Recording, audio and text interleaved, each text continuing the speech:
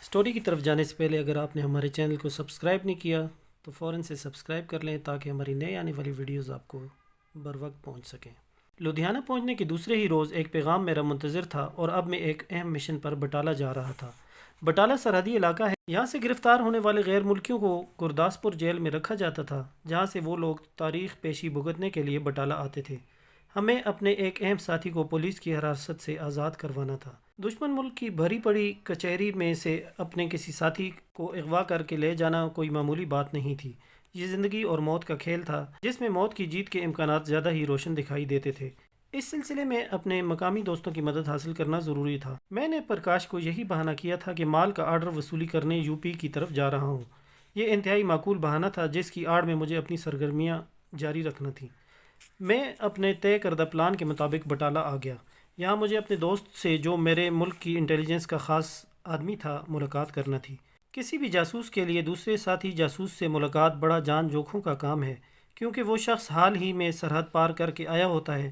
اگر دشمن کسی ایسے شخص کو قابو کر لے جو ملک میں سکونت پذیر اپنے ساتھی کا کوئی پیغام وصول کرنے جا رہا ہے، تو وہ ان کے لیے خصوصی تحفہ ہوتا ہے، کیونکہ اس شخص کے ذریعے وہ پہلے سے ان کی سوسائٹی کے کافی اندر تک گھس کر محفوظ ہونے والے جاسوس تک پہنچتے ہیں۔ اول تو انٹیلیجنس کا تفتیش کا طریقہ اتنا اذیت ناک ہوتا ہے کہ کسی نہ کسی مرحلے پر گرفتار شدہ شخص ان کے آگے ہتھیار ڈال دیتا ہے اور وہ اپنے ساتھی کا پتہ بتا دیتا ہے۔ اس کے علاوہ سب سے بڑا خطرہ ڈبل ایجنٹوں کا بھی ہے، جو دنیا کے قریباً ہر انٹیلیجنس میں پائے جاتے ہیں اور تھوڑے سے انعام کے لالچ میں اپنے ساتھی کو گرفتار کروا دیتے ہیں۔ میں بجائے اس جگہ جانے کے جہاں مجھے اپنے ساتھی سے ملنا تھا، بٹالہ کے لاری اڈے پر چلا آیا۔ ہم دونوں ایک دوسرے کے لیے اجنبی تھے، صرف اس خاص نشانیوں سے میں نے اسے پہچان کر اس سے پیغام وصول کرنا اور مل کر منصوبہ بندی کرنی تھی۔ تقریباً 1 گھنٹے کے جان لیوا انتظار کے بعد مجھے بالآخر وہ سرحدی علاقے کی طرف سے آنے والی بس میں سے اترتا نظر آیا۔ کافی محتاط آدمی تھا، خاصا چوکنا نظر آ رہا تھا۔ بس سے اتر کر اس نے بجائے ادھر ادھر اجنبیوں کی طرح دیکھنے کے چپ چاپ اپنی راہ لی۔ بس کے ارد گرد فوراً 2-3 سیکورٹی والے اکٹھے ہو گئے، لیکن کیا مجال جو اس پر کسی کو ذرا برابر بھی شک گزرا ہو۔ نوارد درمیانی عمر اور مضبوط جسم کا مالک ایک بوٹے سے قد کا آدمی تھا۔ میں نے اسے بس سے اترتے ہی اس کا تعاقب شروع کر دیا، لیکن لاکھ چالاک ہوشیار اور میرے ہی ملک کا تربیت یافتہ ہونے کے باوجود اسے اس بات کا اندازہ نہیں ہو سکتا تھا۔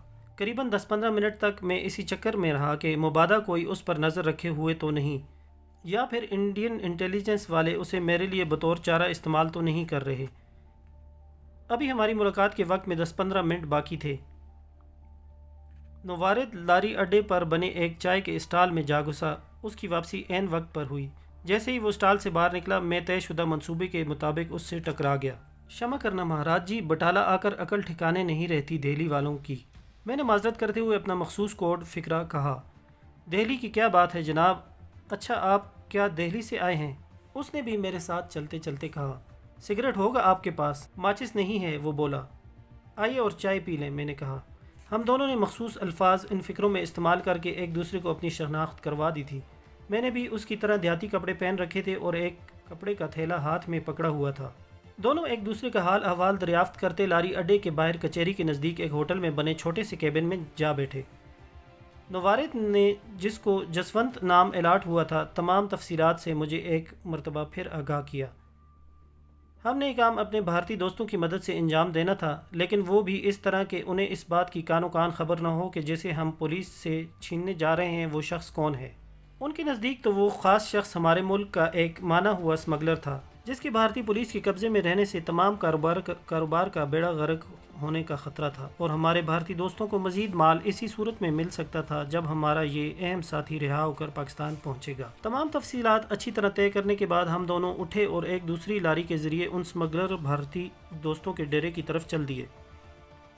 ہم لوگ وہاں رات گئے پہنچے۔ ہماری بھارتی دوست چرن سنگھ نے بڑی فراخ دلی سے میرا استقبال کیا۔ میرے ساتھی کو وہ پاکستان کے ایک تگڑے اسمگلر کی حیثیت سے اچھی طرح جانتے تھے، اور انہیں یہ بھی علم تھا کہ وہ اسی تگڑے اسمگلر کی وجہ سے آج لکھپتی بنے ہوئے تھے، ورنہ تو وہ معمولی زمیندار تھے۔ جسونت نے میرا تعارف صوبہ سرحد کے بہت ہی بڑے آڑتی کے بیٹے کی حیثیت سے کروایا۔ چرن سنگھ کی خوشی کا ٹھکانہ نہ تھا۔ کیڑی دے گھر نارائن آ گئے مہاراج، اس نے مجھ سے گرمجوشی سے بغلگیر ہوتے ہوئے کہا۔ چرن سنگھ کے ساتھی 3-4 مرغ لے آئے، جنہیں میرے پاکستانی ساتھی جسونت نے حلال کیا، اور چرن سنگھ نے انہیں پکوانے کے لیے گھر بھیج دیا۔ ہم لوگ تو جھٹکا نہیں کھاتے تھے لیکن وہ حلال ضرور کھا لیتے تھے۔ ہماری اطلاع کے مطابق مطلوبہ ساتھی جسے پولیس کی حراست سے آزاد کروانا تھا وہ اگلے روز تاریخ پیشی پر گرداسپور جیل سے بٹالہ آ رہا تھا۔ ہماری اطلاع کے مطابق مطلوبہ ساتھی جسے پولیس کی حراست سے آزاد کروانا تھا وہ اگلے روز تاریخ پیشی پر گرداسپور جیل سے بٹالہ آ رہا تھا۔ گرداسپور سے بٹالہ آنے والے ملزمان کو پرائیویٹ بسوں پر لایا جاتا تھا۔ چرن سنگھ نے منصوبے کے مطابق 2 آدمی فوراً روانہ کر دیے۔ انہیں تمام باتیں تفصیل سے سمجھا کر ان کے حصے کے کام سے آگاہ کر دیا گیا تھا۔ یہ دونوں چرن سنگھ کے انتہائی خاص آدمی تھے۔ ہم دونوں کو بھی چرن سنگھ نے رات کے ایک پرائیویٹ کار کے ذریعے ایک مخصوص علاقے میں پہنچا دیا تھا جہاں سے ہم نے اپنی کارروائی کا آغاز کرنا تھا۔ ہم نے اپنے منصوبے پر عمل کرنے کے لیے گرداسپور سے بٹالہ آنے والی سڑک کے ایک ایسے حصے کو منتخب کیا تھا جہاں چرن سنگھ کا اپنا ایک مخصوص اڈا تھا، اور وہ قریباً سارے کا سارا گاؤں ہی اس کے خاص لوگوں پر مشتمل تھا۔ یہ گاؤں عموماً سمگلروں کے گاؤں کے نام سے مشہور تھا اور یہاں کے مکین سمگلنگ کے علاوہ بھی بہت سے غلط کام کرتے رہتے تھے۔ ہماری اطلاعات کے مطابق ہمارے آدمی کو کسی بھی پرائیویٹ لاری میں وہاں سے 9 اور 10 بجے کے درمیان گزرنا تھا۔ لاری میں اس کے ہمراہ گارڈ کے 2 سپاہی اور ایک حوالدار موجود تھے جن کے پاس صرف ایک 303 کی رائفل تھی۔ تقریباً 8 بجے اس جگہ کی چرن سنگھ نے اپنے 5-6 ساتھیوں کے ہمراہ ناکہ بندی کر لی۔ اب ہم لوگ شدت سے اس خاص لاری کے منتظر تھے جس میں ملزمان ہمارے بھارتی دوست کے ہمراہ آ رہے تھے۔ ہمارا وہ ساتھی جسے اغوا ہونا تھا اسے جیل میں اطلاع مل چکی تھی اور وہ بھی اپنی بساط کے مطابق تیاری کے ساتھ آ رہا تھا۔ قریباً 9:30 بجے ایک تیز رفتار موٹر سائیکل سوار نے اطلاع دی کہ ہمارے ساتھی پہنچنے والے ہیں۔ ابھی بمشکل 5-6 منٹ ہی گزرے تھے کہ اچانک ایک بس وہاں پہنچ کر رک گئی۔ بس میں موجود چرن سنگھ کے دونوں ساتھیوں نے منصوبے کے مطابق کام شروع کر دیا تھا۔ ایک نے ڈرائیور کی پٹی پر پستول رکھ کر اس سے بس روکنے کا حکم دیا اور جبکہ دوسرے نے بڑی پھرتی سے کے ساتھ پولیس کے سپاہی سے رائفل چھین لی۔ بس کے مسافر یہی سمجھے تھے کہ ڈاکوؤں کے کسی گروہ نے ان کو لوٹنے کے لیے ان پر حملہ کر دیا ہے۔ بس کے رکتے ہی چرن سنگھ اور اس کے ساتھیوں نے بڑی پھرتی کے ساتھ اس کے گرد گھیرا ڈال لیا۔ ہماری بس میں موجود ساتھی نے انجن بند کر کے چابی اپنے قبضے میں کر لی تھی۔ اب ہمیں جو کچھ بھی کرنا تھا چند منٹ کے اندر کر گزرنا تھا کیونکہ اس سڑک پر لاریوں کی آمد و رفت ہر وقت جاری رہتی تھی۔ ہم نے بس میں موجود 15-20 سواریوں کو نیچے اترنے کا حکم دیا۔ ان میں پولیس کے سپاہی اور ہمارے ساتھی بھی شامل تھے۔ جیسے ہی وہ نیچے اترا اس نے جھٹکا مار کر ہتھکڑی کو حوالدار کی بیلٹ سے نکال لیا۔ چرن سنگھ کے ساتھی اس اثناء میں ان کے سروں پر رائفلیں تانے کھڑے رہے۔ ہمارے ساتھی کے دونوں پاؤں میں بیڑی تھی۔ جسونت قریب ہی کھڑی جیپ کے پچھلی سیٹ پر بے چینی سے ہمارا منتظر تھا۔ اب ہم لوگ 2 گروپوں میں بٹ گئے۔ میں، جسونت اغوا کنندہ اور چرن سنگھ جیپ میں سوار ہو گئے جبکہ باقی ساتھی پہلے سے تیار شدہ گھوڑوں پر بیٹھ گئے۔ انہوں نے بس کے ٹائروں پر فائرنگ کر کے انہیں ناکارہ بنا دیا۔ ہماری جیپ پہلے سے پلان شدہ راستے پر بھاگنے لگی۔ جب تک ہم نظروں سے اوجھل نہیں ہو گئے گھڑ سوار وہاں موجود رہے۔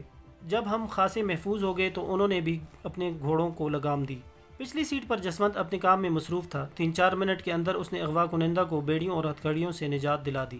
ہمارے اس عظیم دوست کی انڈین انٹیلیجنس نے بہت بری طرح مار پیٹ کی تھی، لیکن اتنی زبردست تفتیش کے بعد بھی وہ بزدل اس سے کوئی کام کی بات نہ اگلوا سکے تھے۔ بری طرح زخمی اور کمزور ہونے کے باوجود اس کے عزم میں کوئی کمی نہ آئی تھی اور وہ اپنے آپ کو تندرست و توانا ہی ظاہر کر رہا تھا۔ جسونت تالے توڑنے اور انتہائی مخدوش حالات میں بھی سرحد عبور کرنے میں ماہر تھا۔ اسے شاید اسی لیے یہ اہم فریضہ سونپا گیا۔ ہم نے اپنے دوست کو پہننے کے لیے فوراً نئے کپڑے نکال کر دیے۔ اب اس مہم کا کمانڈر میں تھا۔ سب کو میرے فیصلے پر عمل کرنا تھا۔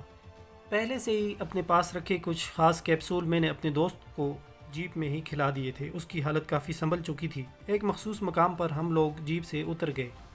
چرن سنگھ نے یاری نبھا دی تھی، باقی کام اب ہمارا تھا۔ لو بھائی سجنوں، رب رکھا۔ اس نے پہلے سے تیار شدہ ایک پرائیویٹ کار کے قریب ہمیں اتار کر جیپ کو دوسرے راستے پر ڈال دیا۔